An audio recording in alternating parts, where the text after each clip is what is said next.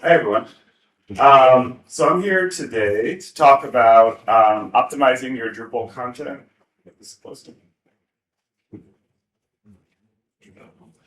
you guys hear me okay? Okay. It's not that big a room. Okay. Yeah, so we're going to be talking about optimizing your Drupal content strategy for AI powered search. Like Mike said, this is obviously a very timely topic. We've been talking a lot about it internally at MIT Sloan. So I'm part of the office communications there, and I oversee the analytics for our website. We work with all the different departments and offices across the school. So just to give you a sense of what we're going to talk about today, first, I just want to talk about AEO, so answer engine optimization. There are a lot of different terms that are being used for this right now. You might have heard it as like AI, SEO, GEO, so generative engine optimization. We're going to call it AEO for today's purposes. I want to talk about what it is and then why it's essential in higher ed marketing. Then we'll talk about 4 core strategies that we can use to optimize your content for AI powered search. And then 4 specific, like practical next steps that you can take to position your content for AI discovery. So like I said, I want to just start by talking about what is AEO. On the left here, you can see an example of an AI overview from Google, which I'm sure we're all very familiar with at this point. And we'll talk a little bit more, though, about what those are and then how we can get our content positioned to appear within those overviews and how they're impacting search in general. Why is AEO so critical for higher ed marketing? And then how can we succeed with AEO? So first of all, like I said, there are a lot of different terms that are going around for this right now, but for today's purposes, we'll call it answer engine optimization, which is really just the refinement of content for visibility within AI-powered search results. So things like ChatGPT, the AI overview features of Google. The good news is that AEO is really built on the same principles of SEO, which are like content quality, structure, the credibility of the content, and also the technical performance of the platform that the content lives on. But all of these principles specifically optimized for AI-powered search. What's important and different about AI-powered search is that it delivers direct answers to users, and that means that it reduces the need for people to click through to websites to find their answer often. So that means for university websites, we're seeing organic search and paid search drop, and sometimes very significantly. And that's typically a top traffic source for higher ed websites, as anyone who's familiar with their site's analytics probably knows. So, like I said, the principles are similar between traditional SEO and AEO. There are, though, key differences in the approach that are really important for us to consider. So, with traditional SEO, our goal is site traffic driven through strong page rankings, right? With AEO, we're really focused on our content being extracted and included within those answers and the citation of content. Because, like I said, people might not click through to the website, but we definitely want it to be credited to us, right? With traditional SEO, we focus typically on things like the keywords and backlinks, which are links back to the content on the site. Where with AEO, we're focused more on the clarity, the structure, and the authority of the content, because those are the factors that are going to have the AI models, choose our content to include within its results. With traditional SEO, measurement is typically done through things like traffic, click-through rates, and page rankings. Where with AEO, it's really about, like I said, the visibility within those responses and our brand or our school being mentioned or cited. So I probably don't need to convince anyone why this is so important for higher ed marketing, but just to kind of drive the point home. There are an estimated 5 billion monthly users of ChatGPT. It's now the 5th most visited website in the world. Nearly half of its users are 18 to 24 years old, which is typically kind of a key audience demographic for many of us.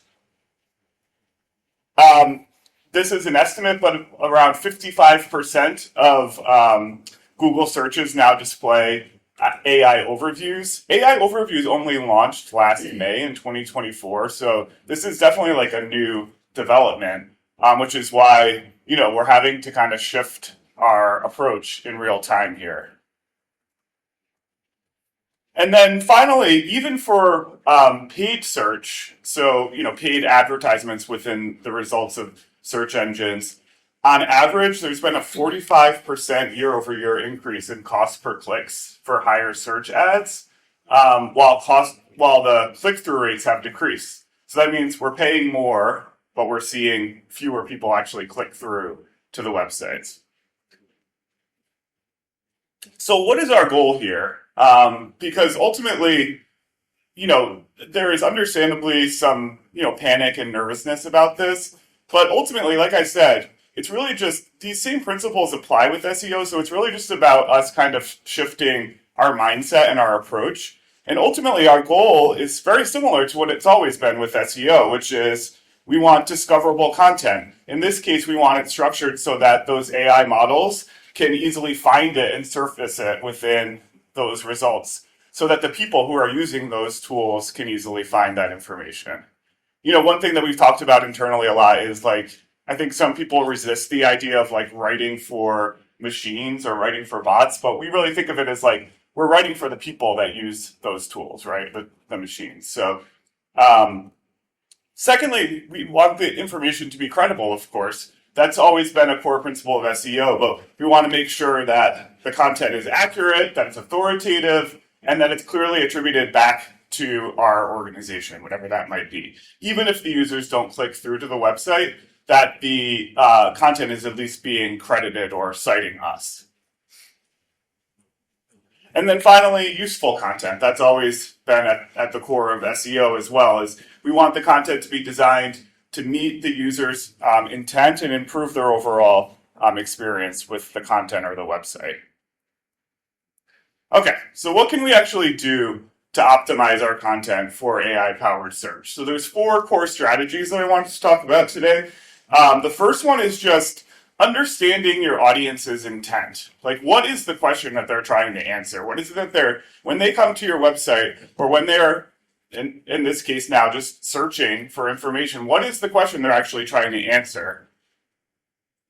Second, prioritizing the UX and technical performance. Just like SEO, UX and technical performance, things like site speed, are critical factors for AEO. So that's a really important area for us to focus on.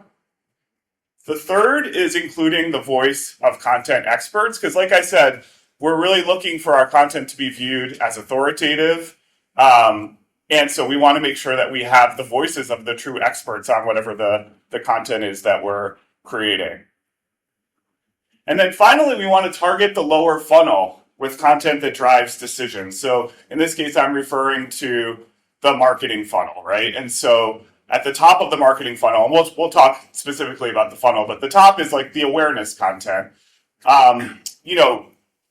These days with AI-powered search, those awareness type of questions are being answered without someone needing to click through to the website. So we really want to focus on the content that is helping people actually make decisions and to, ultimately convert in whatever that might be.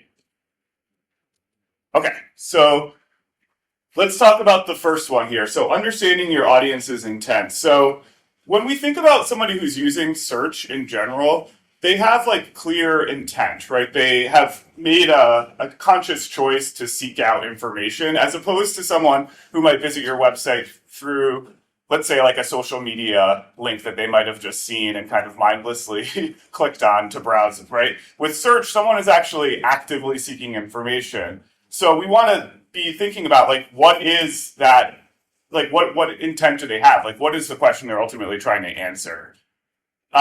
I think it's important to remember that AI search is conversational, so users use what are called long tail queries, meaning they're not just typing in, the example that I'll use is MBA.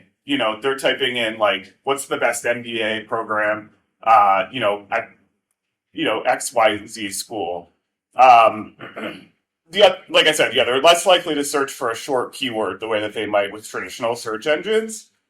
So this is an example. So rather than just writing MBA or MBA benefits, they might say, what are the career benefits of getting an MBA for mid-level managers? Like there's much more specificity to that question. And like I said, it's more conversational. So we want to be writing content that is similarly conversational.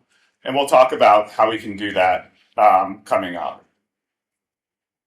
So, anticipate the questions that your audience might ask. So when we're creating content, we want to really think about like, what is this audience really trying to decide or determine? What are their concerns or doubts? Like if this is the example of someone, considering an academic program, like what might be the key things that they're concerned or have, any doubts about when they're comparing different programs? We want to directly answer those questions with our content.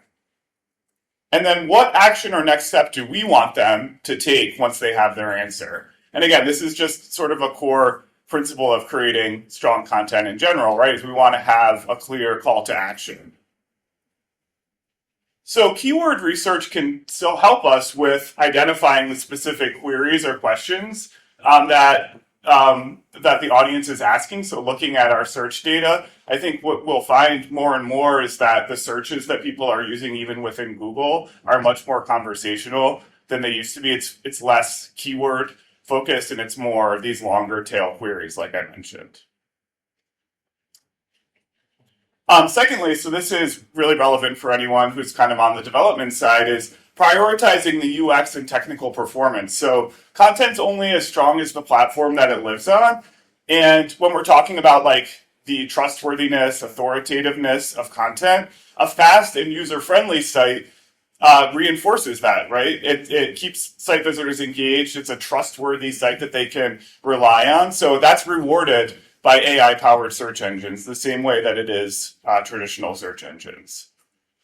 So we can optimize the UX and technical performance for AEO, and these are things that we're probably doing anyway, but these are really key factors. Implementing fast, responsive designs. These AI-powered search engines really are mobile first, so they're looking for content that can be viewed easily across devices. So we really want to optimize our content for those mobile devices. We want to make sure that we're reducing any technical obstacles or barriers. So we want to make sure we're doing things like fixing broken links, avoiding duplicate page titles, accessibility issues. Like I said, the good news is these are things that we're probably already doing, but even more important when we're thinking specifically about AEO. And trying to simplify the navigation as much as possible to reduce the number of clicks that users and these AI models need to find the key information on the site. The third strategy, like I mentioned, is including the voices of content experts. So we want to make sure that we are including like first-person authoritative voices. So, and this can be, we're talking about content experts, so it depends on what the content is, right? So it might be faculty, it might be alumni, even students, if we're talking about like what's the experience of the students within a program. But adding in those voices not only adds personality to the content, but it also builds that authenticity and credibility that is rewarded by AI-powered search. So 3 essentials that we can think about for high-performing content in AI-powered search are those subject matter experts, like I said, offering their own unique perspectives and experiences. It's really important when we're including those first-person quotes and testimonials that we're clearly crediting them back to our organization, right? So making sure that we're clearly and consistently naming the organization as well. We want to be cited, like I said, within the results, so it's important to include that when we're including any quotes. Solutions and answers directly from content experts. So an example of this that we see that works well with admissions content is having like application tips, for example, being offered in like the first person, whether it's from like one of the admissions team members or maybe even a current student. And then the third one is repurposing your content in various media formats. So things like video, podcasts, social content, all of that is being sourced by these AI-powered search engines. So it's even more worthwhile as part of your content strategy to be repurposing your content across platforms. And again, we want to make sure that we're doing that consistently in terms of the way that we're talking about our organization, naming it, like avoiding acronyms, and really clearly spelling out the name of our organization. Okay, so here's the marketing funnel, which we might all be familiar with already, but what I'm referring to here when I say targeting the lower funnel is really thinking about that conversion stage, or really evaluation, conversion, and loyalty. So our websites are marketing tools, right? So each page should be created with the goal of getting our audience to take some sort of action, right? Whether it's reading a blog post or signing up for information, signing up for a newsletter, downloading something, whatever it is, what is the goal that we have? So we can't just focus on awareness content. And what I mean by awareness content is just the basic facts about what the organization is, right? Those are the types of answers that are going to be answered directly within something like an AI overview, right? People aren't going to need to click through to the website to find out that kind of basic information anymore. So we want to really focus on the content that is ultimately driving action and driving conversions. So when we think about someone moving through the marketing funnel, the evaluation stage is where they're trying to make a decision about whether or not they're going to actually take whatever that action might be. In this case, let's just use the example of someone applying to a specific academic program.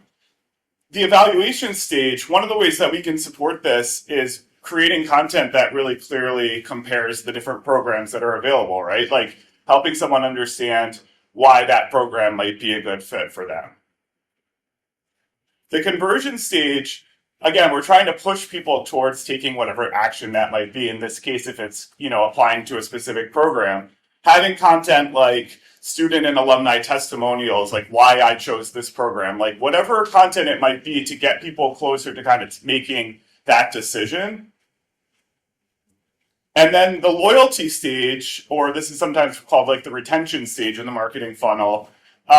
This is like trying to basically validate the program value or the value of whatever the organization or whatever it might be. And so in this case, we could do things like include career outcome data for the people who participated in that program. And again, this is the type of content that is more likely to drive people to our website and also to be cited within those AI-powered search results. Okay, so just to summarize those 4 strategies, we want to understand the questions that our audience is looking to answer. We want to deliver fast, accessible, user-friendly experiences. We want to build authentic, expert-driven content that speaks to the needs of our audiences. And we want to really shift our focus to that lower funnel content that directly motivates action. Okay, so those are kind of those high-level strategies. What are some 4 kind of practical next steps that we can take to position our content for AI discovery? So let's talk about 4 specific ones. So the first one is structuring content for easy readability. And this is easy readability by machines and also by humans. 2 is using a Q&A format. Like we said, that content is, and the searches are conversational. So if we can create content that is clearly positioning it as here's the question and here's the answer to that question, that's much more likely to be included and extracted within AI-powered search results. We want to provide concise summaries. So again, we're thinking about how is that content ultimately going to be packaged and delivered within the results of AI-powered search? It's going to be summarized, right? So to the extent that we can create those summaries and frame them in the way that we want them to be framed, cited back to us, the more likely it is that they're going to be extracted. And we want to just think about, in general, how our content can stand alone when it is extracted, because it's ultimately going to be removed from the context of the page that it lives on. And then we also want to help guide comparisons and provide alternatives. So again, if we're thinking about sort of that decision making, like the evaluation stage of the marketing funnel, being able to provide that kind of content that guides comparisons between the different options is super helpful.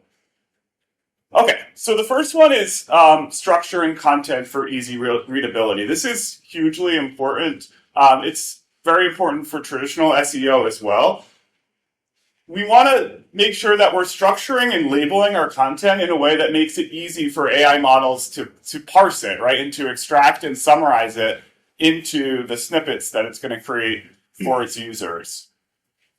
So we can do that by using a clear hierarchical system of headings. So like your H1, H2 tags, those are hugely important with AEO. It's the way that the AI models ultimately understand the content, right? So to the extent that we can be using those headings to clearly break out the content, using like question format headers, especially, can be super helpful because it's going to help them understand, like, here's the question, here's the answer. Breaking text into short paragraphs, bullet points, numbered lists, and tables where possible, it helps make that information scannable. That's ultimately what we're trying to do here. So we want to keep our sentences and paragraphs short and write conversationally, but write concisely as well. And like I've said a couple times now, like using consistent naming is really important, and including hyperlinks for entities such as like program names, people, organizations, and this is again just a best practice, I think, in general with content strategy, but avoid using like internal jargon and acronyms that aren't spelled out clearly. The hyperlink piece is really important because just like with traditional SEO, the more links that we have back to content, that's indicating to whether it's bots for traditional search engines or AI models, that is content that people find useful, right? That it's constantly being linked to and visited. So Q&A format. So like I said, because we're thinking about these kind of conversational queries, to the extent that we can take these questions and present them in the same sort of conversational way with clear answers, that is a really effective way to optimize our content. And so using a Q&A format. So on the right here is just an example of an FAQ page. These have been around forever, but they're super helpful for AI-powered search optimization. So creating FAQ pages, Q&A format content. I'm certainly not suggesting that every page should be an FAQ by any means, but I do think in general, just thinking about what are the key questions that people might have about whatever that particular content you're creating. And to the extent that you can, if it makes sense to do that, create like an FAQ page, all the better.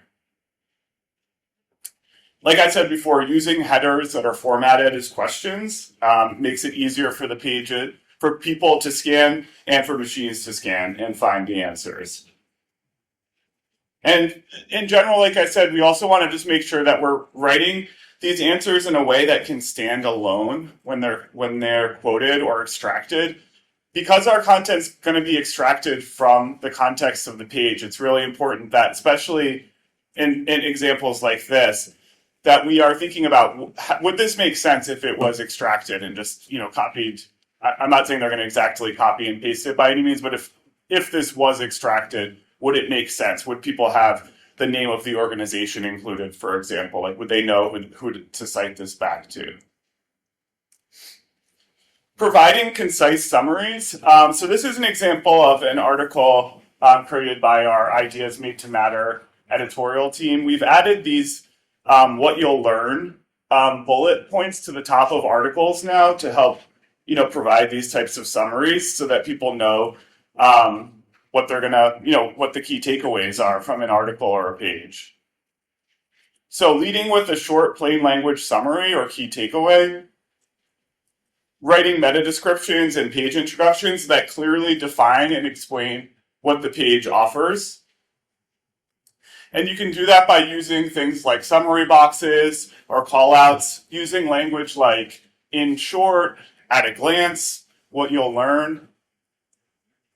AI models will often pull directly from these summaries, so to the extent that we can write them and frame them in a way that we'd like them to be, summarized or included, all the better.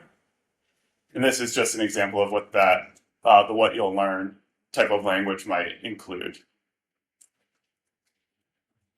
Number 4, guiding comparisons and providing alternatives. So this is just an example from UNC of a simple table that compares the different MBA formats that they offer. But offering side-by-side comparisons that clearly explain differences between options, so like program A versus program B, whatever the context might be for the content that you're creating. AI models do really like tables and just content that clearly kind of helps provide comparisons. So to the extent that we can create that it makes sense to do that, all the better. Using clear labels, so things like best for or ideal if, to help users and those AI models match options to their needs. So again, we're really thinking about what the user's needs are. And again, including related links and clear navigation to alternative options. So just want to reinforce that idea of including those hyperlinks. Okay, so we want to, again, just to summarize here, we want to structure our content for easy readability. Want to use a Q&A format to answer common questions.